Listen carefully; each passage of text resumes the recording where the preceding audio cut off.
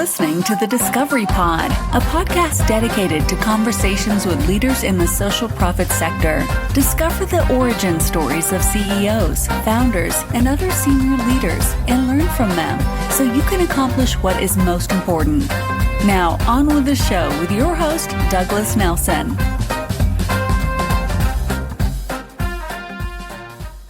Hello, and welcome to another edition of the Discovery Pod, Conversations with Social Profit Leaders. Today on the show, we have Margaret McNeil. She's the CEO of Canuck Place Children's Hospice, where she leads a team of 140 staff and more than 400 volunteers. In 2017, Marg was named the CEO of the Year by Business in Vancouver, and we're thrilled to have her as a part of the podcast today. Marg, thank you for being here. Oh, thank you so much, Doug. So one of the things that came up in our earlier discussion was the importance of letting people know exactly what Canuck Place is. Could you tell us a little bit about that as we get started? Yeah. I think a lot of people have heard about Canuck Place, and people know that we're a pediatric hospice. And when people think about hospice, they really think about end of life. And a pediatric hospice obviously includes that aspect to it. Yet it's very different in that we know children from the time that they're first diagnosed with a condition that is progressive and life-threatening, where they're not expected to live to age 19, until the time that they either die or they turn age 19. So we know children and their families for very long periods of time, the average being about 7 years. And most of the work that we do does not take place within the walls of the hospice. It takes place at BC Children's and BC Women's, where our physicians and advanced practice nurses are the consult team. It takes place in families' homes. It takes place over the telephone when we're supporting families. And it also takes place within our two hospices. We have our main hospice, which opened in 95 in Vancouver. And now we have a second hospice in Abbotsford, which we opened full-time in April of 2019. So it is a very different model of care. I think another thing that distinguishes it is that you'll never hear us use the word patient. We talk about children and we talk about families. And the work here is very child-centered and very family-centered, because we don't just look after the medical part of the child's care. We look after the needs of the child in all aspects of their life. So, for example, we operate a school. When the children are staying in the hospital for respite or pain and symptom management, we also have family suites so their siblings can also stay in.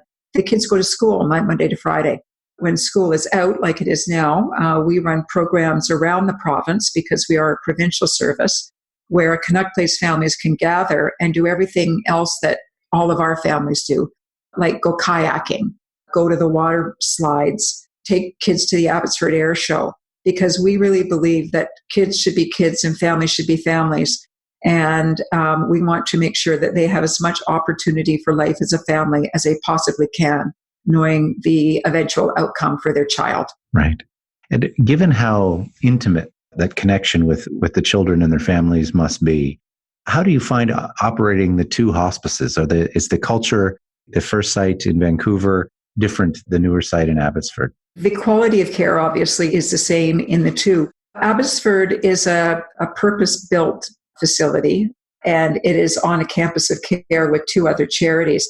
And because it's purpose-built, it has things like suction built right in the walls, where the building in Vancouver doesn't have those sort of physical attributes that make it easier to deliver care. But because the majority of our staff in Abbotsford are newer to the organization, it's developing its own uniqueness. We have 3 locations. We have the 2 hospices plus a back office for our finance facilities and IT functions and HR. And each has its own flavor. But what joins us is connection. And that connection is everything we do is connected to the care for the child and for their family. That's very, very powerful. As a leader, how do you make sure that the 2 sites operate as an integrated whole? And I'm going to make that 3 sites, Doug, because our back office is as important to the organization as are the 2 hospices. So we have an all-staff day once a year where we bring all staff together for both education and for time to socialize together. We have a care for the caregiver committee because obviously working in this environment requires qualities in staff that aren't required in many other locations because we are in an environment where children die. And so the Care for the Caregiver Committee has representatives from all three sites that make sure that there are opportunities for staff to get together and get to know each other and look after each other. A small example is that the School for Massage Therapy brings in students on a once-a-week basis where kids and families obviously get the opportunity to have supervised massage. But if there's spaces left over, those are for staff and volunteers. And so, again, the Care for the Caregiver Committee is very mindful of those things that are really important to keep our staff and our volunteers whole in providing this very challenging care that we provide. And on that challenging care and providing that as well as your organization does, could you reflect maybe a little bit on how different this leadership position has been than other leadership or CEO roles that you've had in the past? That is such a great question. I've spent a lot of my career working in government-funded agencies, and you've got a lot of infrastructure in those organizations. Canuck Place opened in 1995. We are licensed healthcare, but we started with the vision of an oncology nurse at BC Children's who had volunteered at the first pediatric hospice in the world in Oxford, England, and came back to Canada and said, we should start one here. And so it was really through her vision that Canuck Place came to be and opened in 95. So when we opened, we had no government funding. And so every dollar raised was directed towards care. And we didn't get any committed government funding until the late 90s. So we operated for close to 5 years without any government funding. And even today, we are 60% donor funded and 40% government funded. And the government funding obviously goes towards those elements that are directly related to those services that are offsets to the care that would otherwise be provided at BC Children's, because the children's conditions that we look after are so rare and unusual, about 190 different conditions. But when we opened, we were small. And staff were involved in every single decision. And we still have some of the same nurses and counselors who started with us 20 years ago, or almost 25 years ago now. And they want to be involved in every major decision that gets made. And in the length of time that I've been here, we've close to doubled the size of the organization. We've added a second building. We've doubled revenue. We've needed to develop business infrastructure that we didn't need 25 years ago. And so navigating that change has been quite a challenging one as the organization has grown and matured in the last 25 years. Right. A lot of the work, or some of the work that we've done here at the Discovery Group with adult hospices, one of the challenges that those organizations often face is the people that are providing care are so good at it because they're able to focus at the level of the individual and the level of the family, which can make it difficult sometimes for those same individuals to participate in the big picture strategic planning and operations of the organization. How important is that sense of the big picture to your management team at Canuck Place? Well, it's absolutely critical to the management team. At the staff level, I think you've described the nurses and counselors in a really good way, that they are highly, highly values-driven. Their compassion, their desire to support families to embrace life in every way around quality and safety of care and team are absolutely critical. And with respect to the leadership team, I'd say that's been part of the maturing of the organization, is to make sure and help those staff grow and see the importance of that strategic vision. We have a very good board of directors and very fortunate that sees that bigger picture. And as we've had turnover within the leadership team, part of what I've done is made sure that we're bringing in leaders who do have that broader vision and operational experience and maturity to make sure that bigger picture for the organization is key. There's a term that I like a lot in leadership, and that is that your number one team is not the team that you lead. Your number one team is the team that you're a member of. And so to help the leadership team grow into seeing that their responsibility is not just to their own team, but to the organization as a whole, has been a really important piece of growth in our leadership team. And how do you make sure that your management team has access to that big picture? What is it from a tactical perspective? How do you make sure that on any given week or any given month or in a quarter, that there is some time, there is some discussion about that big picture? Mm-hmm. Our senior leadership team attends all of the board meetings, so they're always part of those discussions, and our board meetings are every 2 months. So they're always part of the board meetings.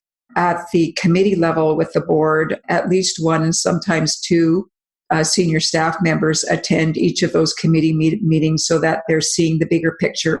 We have an annual board retreat, and obviously the leadership team is part of that.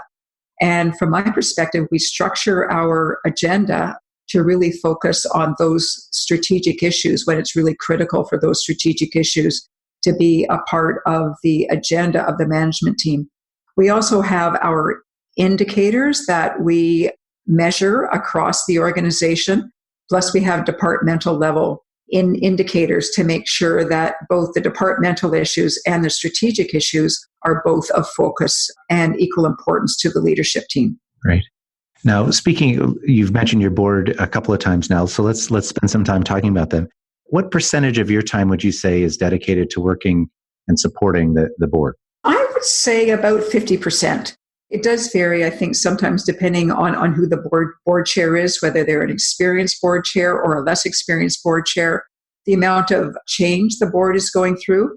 We're going through some succession planning right now and making sure that we're in good shape, not only for now, but for the future. So that is taking additional time. But I'd say on average about 50%. And one of my big learnings in coming into this role was that I, in previous roles, have reported to CEOs and I've attended board meetings. I've been a board member. I am a board member of WorkSafe as well, which gives me another lens to be able to bring into this role here.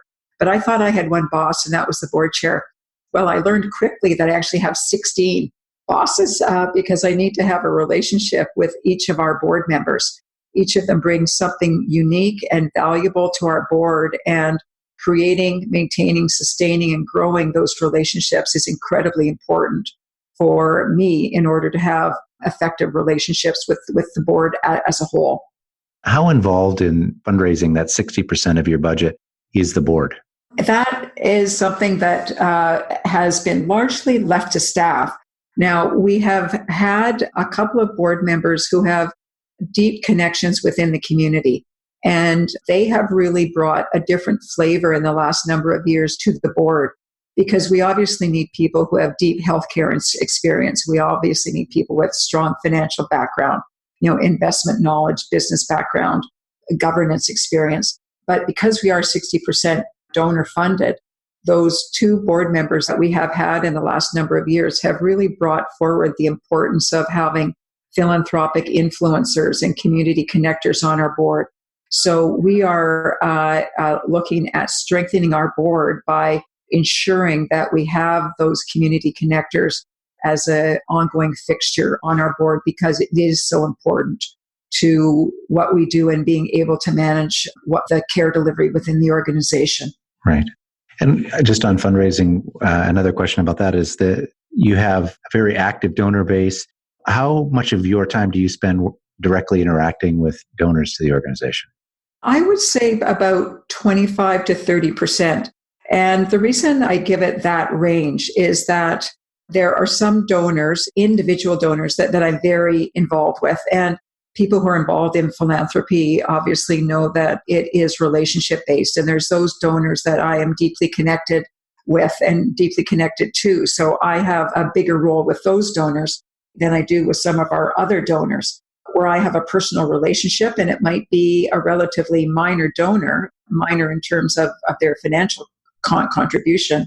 Yet, because I have a personal relationship, every time they are kind enough to give a gift to the organization, I make sure that I reach out, because that personal touch and that relationship is so important. Also, we have a number of donor stewardship events. And so I am at all of those donor stewardship events to the best of my ability, because I think seeing the CEO and hearing directly from the CEO of the organization, knowing that they are connecting with their ability to give and what they believe in the mission of our organization is so critical that that's another really important touch point for me with both corporate donors and with individual donors. Can you tell us a story about a time when you learned something about the organization from your conversation with the donor? There's a number of stories there, and I think if there's a theme around that, it would be that what's important to every donor matters. And so there's one donor that I'm thinking about who loves data and just really wanted to know about percentage that we spend on admin, on our percentage of money being spent in different categories. And that was the key to that donor. We have other donors who have, unless you are deep in conversation with someone and have a really trusting relationship, they may not tell you things. And we do have a number of donors who have had their own personal tragedies in their own families, whether it's directly related to Canuck Place or not directly related to Canuck Place. If it's related to them or one of their children, seeing the work that Canuck Place does and how we do it and how we wrap our arms around a family as a family unit to support them in this incredibly challenging journey. Having a donor tell me their own personal story is one that moves me every single time and really helps me better understand their connection to our organization, because they may well not have had the experience of having an organization, as I said, wrap their arms around them and support them through an incredibly challenging time, whether it be with counseling support, whether it be with the necessary medical and nursing care, whether it be with allowing them just time to be a family, whether it is an opportunity to give them a chance to remember they're a child. And all of those things are so incredibly important and so deeply meaningful for donors. Some of those donors are also corporate donors. And I also think that some of our corporate donors have a personal connection. And again, it's through that relationship that we get to learn about that. And that is such a precious gift that they choose to share. It is very meaningful to me every single time I hear a story. It is amazing how powerful donor interactions with the organization or donor stories can be to motivate people working in those organizations. In an organization where the mission is front and center every day, can't look away. Everyone that comes to work there knows why they're there. Does that pose unique challenges for leading change in the organization? I think the challenge is that we are a strongly values-based organization. And so when you need to make a tough business decision around, let's say there's a budgetary decision that needs to get made, and you're highly driven by values, when somebody who's more leaning towards weighing the pros and cons and looking at our strategy and the best decision for the organization, if you make a decision that seems to not align with values, then everybody holds up their values cards, and their values cards might be different, and saying, this doesn't work for me. And this is an organization, as I said, because we have people who've been here for a long time, they like to express their opinions about things. So that comes with pluses and minuses, but the bigger plus is that it allows us to engage in a conversation with our staff about why we're making the decision that we're making, and show them where the values alignment is and how it helps the future and the sustainability for the organization. A motivated and engaged staff group like that, which is really necessary for the level of care and support that the organization provides. As a leader, to whom do you look when you're struggling with a question as leader of the organization? I've got a wonderful leadership team, and so it kind of depends on what the nature of the question is. But if it is one that I can bring to the leadership team, then I bring it to the leadership team and I say, this is the issue. This is the background. This is what I'm thinking. Give me your best advice. If you were in my shoes, what would you do? And we engage as a leadership team with a management consultant on a once-a-year basis. And he has been, we've used that in a couple of ways. One is to let our staff know this is a normal thing and is a really useful thing that all teams need to do is take a time to step back and reflect and see how we're doing and ways that we can grow and develop us as a leadership team better. And there's an exercise that we often use called alligators and advice. So this is my alligator, and the team can give me advice and I can follow it or not follow it. I'll sometimes turn to my board chair or a couple of my board members who have experience in that area. And if it's something that is not, is one where I really want the independence of other people who do the same work, I've got what I call my 411 list of a group of other leaders in similar roles within the community that I'll reach out to. And when we call each other, we all know that it's a confidential call and we have deep trust and we can reach out and say, hey, listen, this is what I'm dealing with right now. Have you had this experience? What did you do, so that we lean on each other for that kind of advice? It is, these jobs as CEO are often, you can't always talk to your management team about the issues, or you can't give the full spectrum of the issue to the whole team. And it can be quite isolating. So it's really great that you've found a group that you can ask those questions and get that feedback. Mm-hmm. Yeah, and I also, my board has been incredibly supportive of me having an executive coach. And so that's another place that I can reach out to also. So the nature of the conversations, of course, are always going to be confidential. But the peer-to-peer relationships, to me, are ones that I really value because, as you said, you can't necessarily talk to your staff. You can't necessarily talk to your board. So you have to have those safe places where you can reach out. Absolutely. How do you know when it's time to bring in the board, or at least let the board chair know that something isn't going according to plan? Our board is, at this point, I'd say a hybrid board between a governance board and an operating board.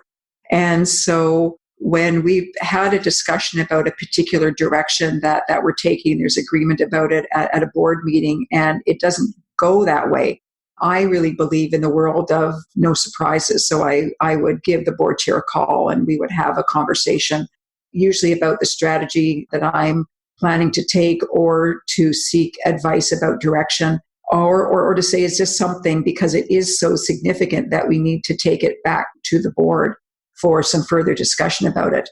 Let me give you a real life example. When I joined the organization back in 2012, we were about halfway through the construction of our current building, and there was no operating budget. Somehow, the project got approval for the construction, but had never really looked at an operating budget. And in 2012, we were looking to operate the building in fairly short order and didn't have the necessary funds. Well, to me, that's clearly a board issue. It's not something that I'm going to be able to solve by myself. But there were deep implications if I had not brought the board into that discussion, because we would have had a building that we weren't able to operate. And we had donors who had contributed to the construction, and they're expecting to see the building open and fully operating. And if we weren't going to be in a position to be able to do that, that was obviously one that I needed to bring the board chair and the full board into discussions about the strategy as to how we were going to go forward. So if I recall, you were very early on in your tenure with the organization. What was your mindset like going into that conversation with the board? Well, I had the relative advantage of being new. And I say that a little bit tongue in cheek, but because in a normal circumstance, that should not have been new information to the board. But to me, just to present the facts, to bring the issue forward, to bring some potential strategies forward, and be able to look at a way through that was going to get us to the point where we are now with a fully open and functioning building, I think was probably not the first conversation I wanted to have with the board, but we were also in a position where our reserves were sufficient, that we knew that they were going to be able to carry us through for a period of a time. So there's a lot of mental preparation that goes into that discussion, because I want to be able to frame the discussion in a particular way that is solution focused and invite the board's participation in helping to shape the direction. Obviously, the leadership team needed to be fully briefed and prepped for that meeting so that they could be supportive of the strategies that we were going forward with. And again, the opportunity of being new, I think, was an advantage in that circumstance. At what point did you realize that, well, the issue itself was a challenge, and I'm sure there were many weeks, months, and potentially years of work ahead. Well, at what point did you realize, okay, this is going to be okay as it relates to your relationship with the board? Well, let me start. There was a couple of ums and ahs in there. To me, the issue about transparency and the issue about honesty, the approach of being very straightforward and being solution focused and showing the board that there is a way through. It may not be particularly smooth, but there is a way through. Getting the board's advice. The board gave me a tremendous amount of very good advice in thinking through how we were going to move forward with this issue, I think are the hallmarks. There's not much in life that you can get through without transparency, honesty, and humility. To me, there was no fault finding. There was no need for blame. There was nothing there. It was, this is the situation that we find ourselves in now. And there's another expression that I like very much, and that is, it's not what happened, it's what you do about what happened. And so this was really about what we did about what happened. One of my really great board chairs in my time as CEO he would say it all the time, is it's all in the art of the recovery. That's a great expression. And he may have wished we weren't giving him as many opportunities to use it as we did, but it was really focusing on let's solve this problem rather than admiring the problem. I think that's good advice for everyone. Looking back, you had been around leadership tables, as you said, you'd been at board members, you'd been at board meetings, you are a board member. What was the biggest difference between being a senior leader in an organization and being the CEO? When I think about being a senior leader, as a VP, regional director, executive director in other roles, I take the work home differently now. And previously, for example, if I would be away on vacation, I knew that my CEO had my back, was fully briefed about what was going on. And if things happened, I was confident that they were going to be handled. And not that I didn't think about the organization in a senior role. But the role as CEO is with me 24/7. So it doesn't matter where I am or what I'm doing. I'm always vigilant to what is going on within the organization. And I feel that responsibility in a very strong way. Not that I am my business card, because I always believe that everybody needs to have a full life, just as much as our families need to have a full life. But the buck stops here, and the buck stops with me. It stops with me both with my senior leadership team, and it stops with me with the board of directors. And that, to me, is the crux of what the difference is. That's a very clear line that you probably go back and forth over as the months and years go on. What advice would you give to someone who is just about to become CEO, maybe not just for the first day, but as they're coming into their first CEO role? What advice would you give that maybe you wish someone had given you? That could be a very long list. If there's an opportunity to talk to people who have been in similar roles and made similar transitions, take that time. British Columbia is a relatively small province. If you've been in certain sectors, people know each other. And when I was looking at the role here, I tapped into my network and knew people who had made the transition from similar sectors within the health sector or within the social housing sector, and spent time with those people about making the transition and things that I should pay attention to. So that was time really well spent. If the individual has time that they can find a mentor in a CEO role, and I have had the good fortune to mentor a number of people through the SFU EMBA program and through Vantage Point and through the Simon Fraser nonprofit program, to be able to have somebody mentor you informally and also tell you what you don't know, because there are things that come up that you don't know are going to come up, and to invite with curiosity those questions whether you know it's a question or you just want to find out about how something works, ask and reach out. People are so generous with their time. We all want to see the sector flourish and the sector be successful.